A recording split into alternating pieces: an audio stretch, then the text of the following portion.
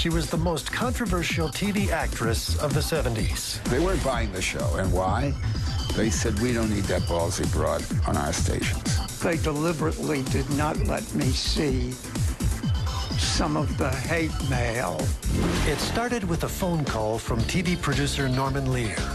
When I needed the character I described to beat the crap out of Archie, then I reached for B. Arthur. B. Arthur went to California in 1971 to play Edith Bunker's cousin Maude in Lear's top-rated sitcom, All in the Family.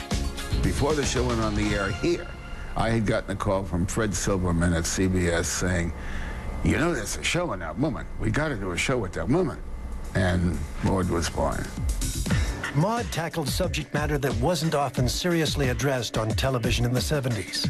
Women's liberation, marijuana laws, pornography, alcoholism, race relations, and politics. One of the most controversial episodes dealt with abortion.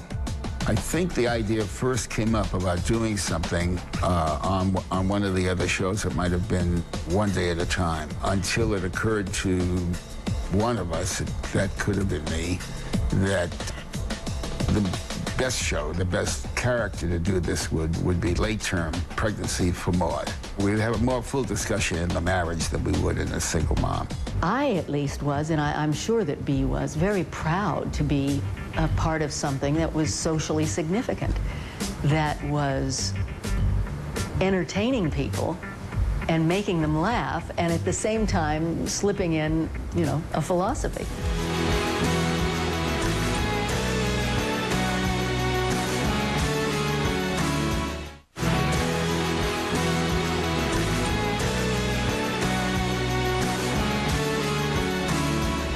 After almost a decade of acting focused on the stage, Kelsey Grammer wanted to work in television.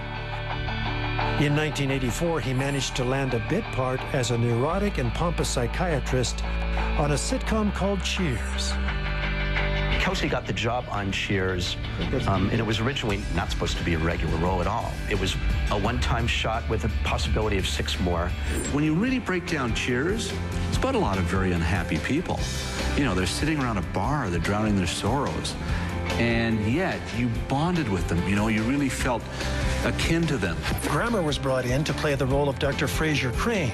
A highbrow psychiatrist drove a wedge between the romance of the show's 2 main characters, played by Ted Danson and Shelley Long.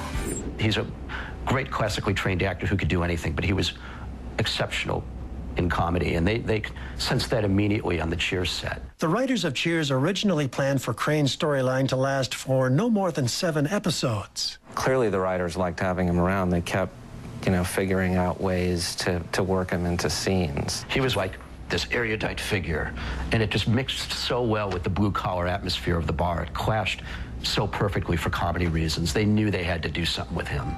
Grammer proved so adept at turning even the most mundane lines into a laugh that the audience fell for him, and the show writers lobbied to keep Fraser Crane. Kelsey's 7-episode bit part would eventually turn into more than 400 shows. You really can't think of too many instances where a supporting character that's really sort of introduced and not maybe even intended to stay on a show all of a sudden gets his or her own audience and becomes a bigger and bigger character.